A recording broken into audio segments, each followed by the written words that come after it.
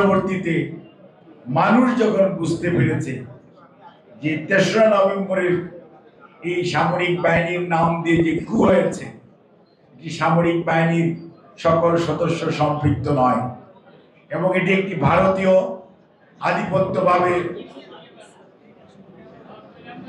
ষড়যন্ত্র হিসাবে এটি হয়েছে এবং খালেদ মোশাররফের মায়ের নেতৃত্বে রাশেদ মোশাররফ, পরবর্তীতে খালেদ মোশাররফের ভাই এমপি হয়েছিল, তাদের নেতৃত্বে ঢাকা বিশ্ববিদ্যালয় থেকে কলাবাগান মিরপুর রুট দিয়ে মিছিল হয়েছে।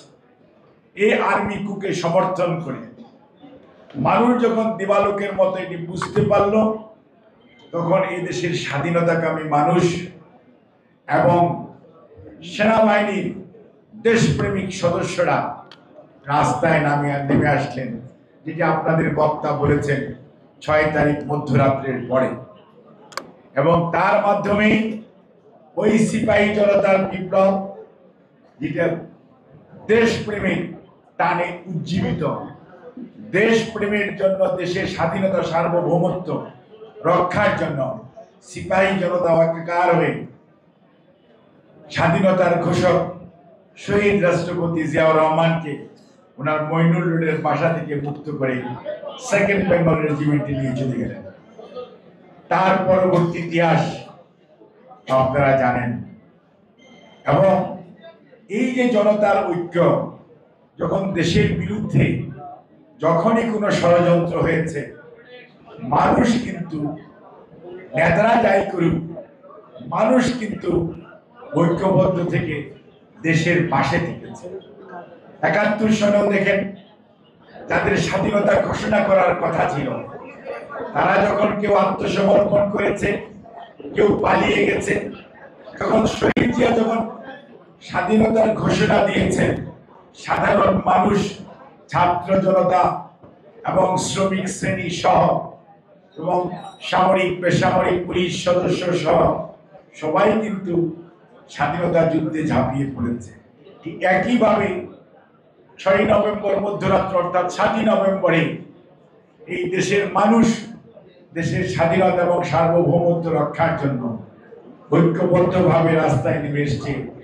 ষড়যন্ত্রকারীরা পরাভূত হয়েছে। দেশ আজকে স্বাধীন সার্বভৌম রাষ্ট্র হিসাবে আজকে বাংলাদেশ পৃথিবীর মানচিত্রে তার পতাকা পথ করে উঠছে।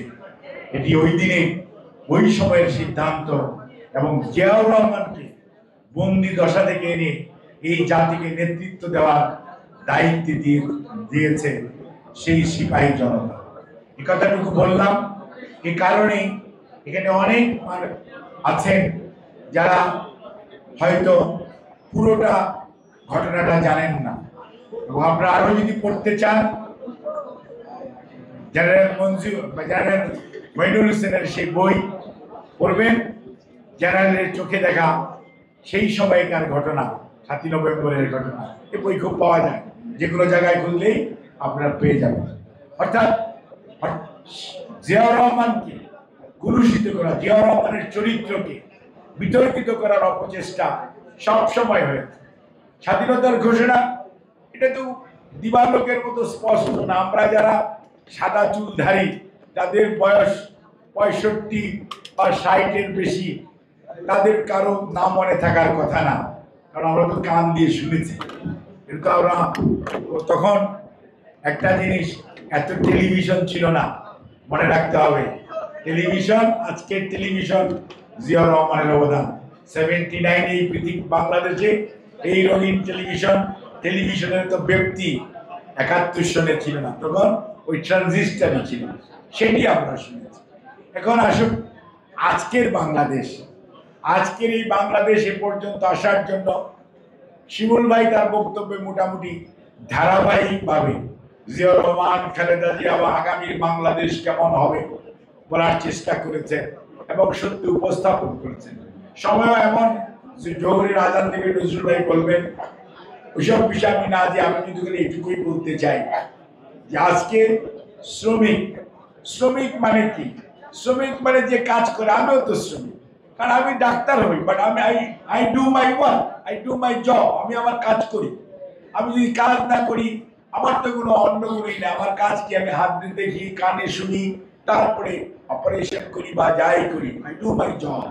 কাজে এখানে আমরা যারাই আছি দিস ওয়ে দ্যাট ওয়ে আমরা কিন্তু শ্রমিক। যে মানুষটি ঘরে বাড়িতে কাজ করে সেও তো এখন, আগে আমরা বলতাম কাজের মানুষ, এখন বলি আমরা গৃহকর্মী, এখন বলি আমরা হাউস, কত নাম আছে, বাট এভরিবডি ইজ শ্রমিক।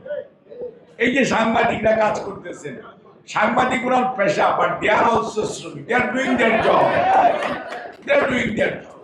কাজেই শ্রমের মর্যাদা এবং শ্রমের মজুরি এবং সম্মান এটি অবশ্যই আমরা যদি যথাযথভাবে দিতে না পারি তাহলে সত্যিকার অর্থে দেশ এগুবে না। আমরা যদি তুচ্ছতাচ্ছিল্য করি এবং যেটি আমরা করতে অভ্যস্ত, তবে আগের চেয়ে অবস্থার পরিবর্তন হয়েছে, কিন্তু তারপরেও পর্যাপ্ত পরিবর্তন হয় নাই।